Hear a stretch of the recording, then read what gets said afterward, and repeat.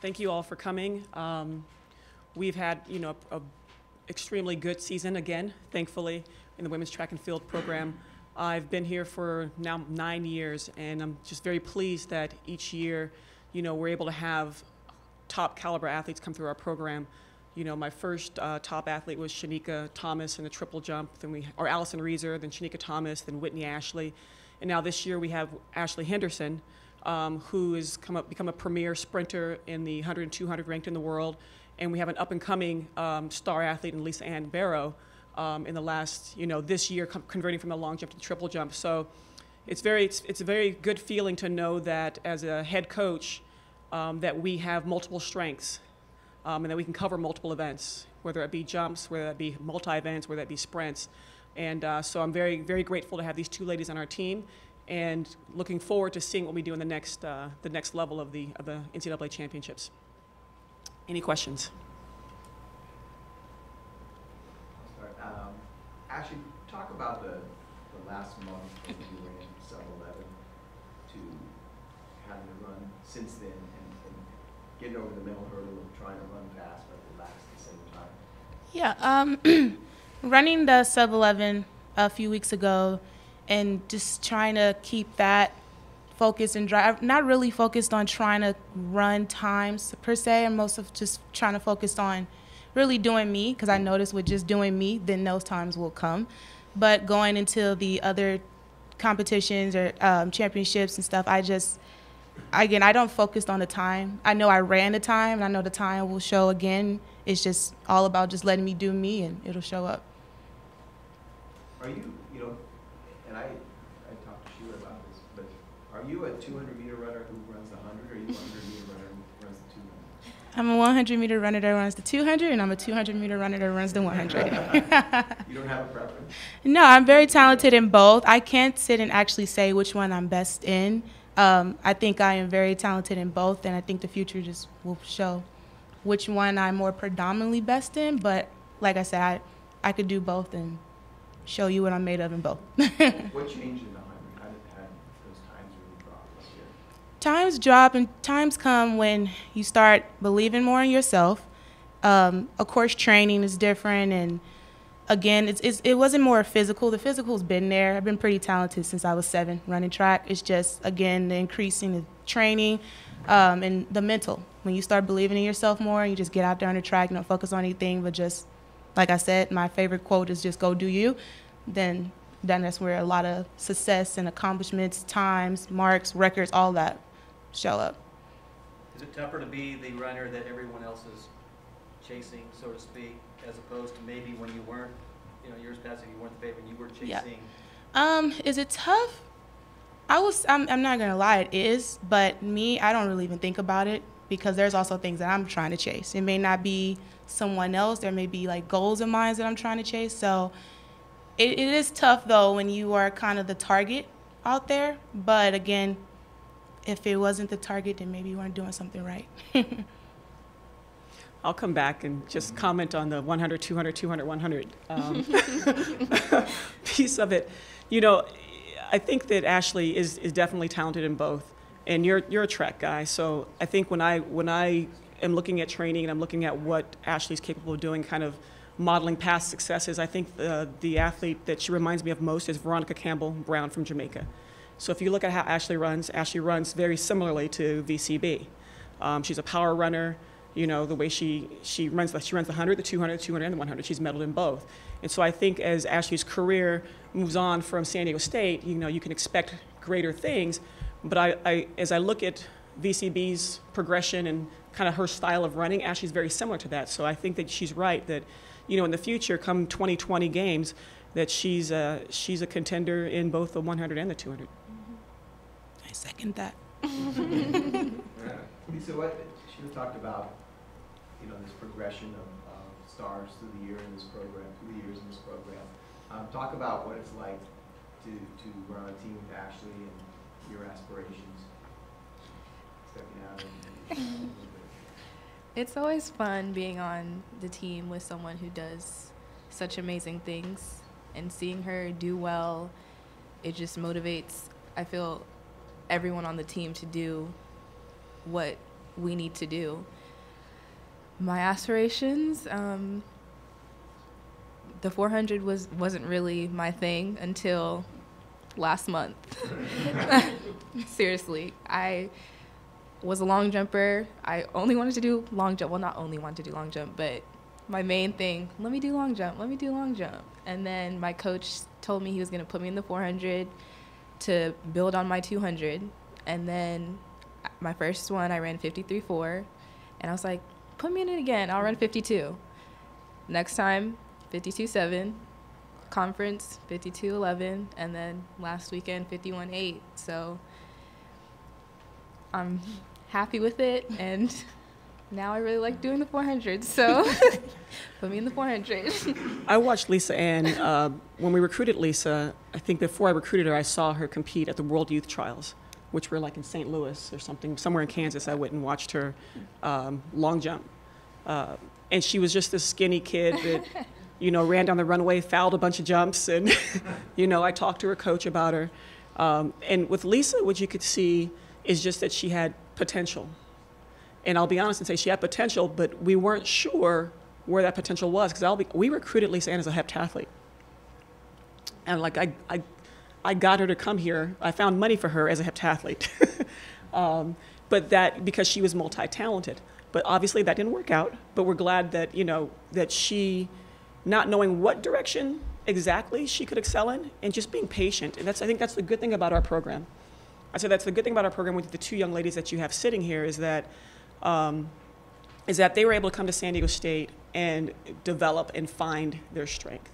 We do very well with the high-end athletes as well, but these are two athletes that came to Sdsu and developed here and grew here and became, the quote-unquote stars that they are. I think Lisa Ann in the next year will hopefully step up and become the next person that we're sitting here talking about primarily, because they're allowed the opportunity to come into a program like ours and the way we structure it, to be able to grow and become, to find their strengths and their talents and find out what works for them and what's best for them. They're individuals in our program.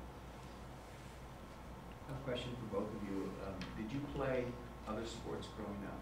And what was it about track that made you gravitate towards it? Yeah, for me, I did ballet. I did ballet. I did ballet for about two and a half years. And it wasn't a sport. I also was in a band. I played the drums. I was a big percussion girl. I did that all middle school and high school, all up until my junior year of high school. And so, yeah, that was my life outside of track. Ballet and band. I started running when I was 7, and then in middle school I started playing volleyball just to do something, but it's always been track for me mainly, so. Ashley, you run in so many big meets at so many marquee venues. Do you have a little extra juice knowing you're going to Oregon and Hayward Field, and how aware of that setting when you step into it do you think you'll be? I know you've been there before. What's that like? Going back to Hayward Field is just another track meet. The title, the venue, none of that will get to me, hasn't before. It's just stepping out on the line and waiting for the gun to go off. Is it important to you to run a good time at a place that's historically significant like that? It's not important to me. What's important to me is getting on the podium. And I think when I focus on running to get on the podium, then the time will just come. But if I focus too much on trying to get the time, then that's when things all start to fall loose. Sheila, how important is experience in college track, particularly in going to a place like Hayward Field and having been there several times, or does it not? It is anybody's day. That's the beautiful thing about track and field. It's just like going to the Olympic trials. The best athlete in the world could false start, and the newcomer on the block could come up and have the beat of their life. And so with NCAA's experience does help. It comes into play when you've been there before and you understand the pressures, you understand the whole process of call rooms and wait times and warm up and how long and the expectations and the crowds. That definitely comes into play. But I'll say that Ashley, as a sophomore, at her first NCAA finals, got second, and nobody knew who she was. And she ended up running a wind-aided PR at that time and got second. And so it's one of those things of being able to be focused at the right time and be prepared. I think preparation is key. mental preparation, but also physical preparation. So, you know, we're hoping that Ncaa goes out there and makes that final her first time out, because it's possible. You know, anything's possible in track and field. That's the nature of our sport. That's what makes it pretty, I think that's what makes it pretty exciting and cool. It's unpredictable, and there's so many opportunities that are out there for anybody if it's your day. Question for Ashley and Lisa. Obviously the dominance throughout the season and through Mountain West, but what's it like, particularly in relays, to represent San Diego State at the national level at Hayward? Man, I mean, well, for me, when I was able to be on the 4x1 relays these last couple of years, there at Oregon, it's fun because you're with like the best of the best, all the other girls who are just as fast as you. So now it's just like, it's all about who's giving the most heart when it comes down to it. Everybody's fast, but it's just like who's going to give the most heart. And competing against other powerhouse schools, we're not really one of those bigger powerhouse schools. Maybe we'll come one through time, but Football. Competing against the bigger powerhouse schools and seeing that we're a smaller school competing against them, I think that's the most inspiring for me, because it's cool. It's cool to watch us do what we do against other schools that are known to do what they're going to do. But again, like I said, it's fun. The 4x1s is fun. I think Lisa this year is going to have a lot of fun with running on the 4x1, and especially her first time being out there, because it's nothing but fun. Sheila, in regard to that, how close is San Diego State to matching strides, no pun intended, with these powerhouse strides? You know, I take a little bit of I take a bit of an issue with our program being, you know, viewed as, you know, maybe not as strong as some of these other programs out there. You know, and you guys have covered all sports, and really what that comes down to, it comes down to resources. I call it between football schools and, you know, big time football schools and not football schools, because in my mind, as a coach and as a competitor as well, you know, still having the athlete mindset, if I am able to get talent in this program, I think that I'm just as capable in terms of coaching and in the coaching staff to be able to compete with anybody in the country. And so I take a little bit of an issue personally when we refer to ourselves, or people refer to me or us as, you know, not a powerhouse school, because I run a top 25 program, a top 25 ranked program that beats a lot of Power 5 schools. And so I do take a little bit of an issue with that, only because these girls work just as hard, and it all comes down to talent. It's all recruiting. You got to get the talent. And we're in our situation, the benefit of being in our situation at a mid-major school is that we have time and we have the ability to let people like Lisa and Barrow and others develop. You know, that's our benefit, is that we have the opportunity to allow someone like Lisa Ann or Ashley, for that matter, her first couple of years, anybody else in this program that's done well, to develop. And I think that's our benefit. We just aren't able to do the instant results because of, you know, resources. But I think I'm just as good as anybody out there, even with less resources. Coach, do you think that competitive edge gives, or do you think that competitive nature gives you an edge once you get to Eugene, once you get up there? You know, I'm one of those coaches that thinks it's all about the athlete, to be honest with you. My philosophy is the athlete is, you know, it's an athlete-centered program. And so I think that good athletes make great coaches and programs look really good. And so does it give me the competitive edge? When I have talent, we do really well. When we have you know, developmental talent, I still do really well. You just won't see the developmental talent because they're not shining on the top of the podium, but those kids are all improving and getting better.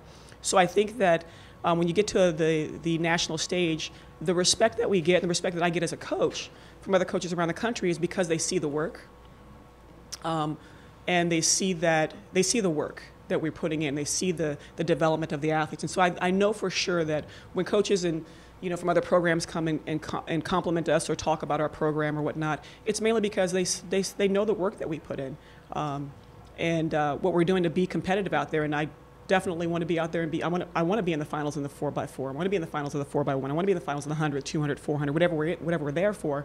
You know, next year our goal is to break the school record in the 4x4. So it's like we've got to recruit the talent to do that, but that's a goal.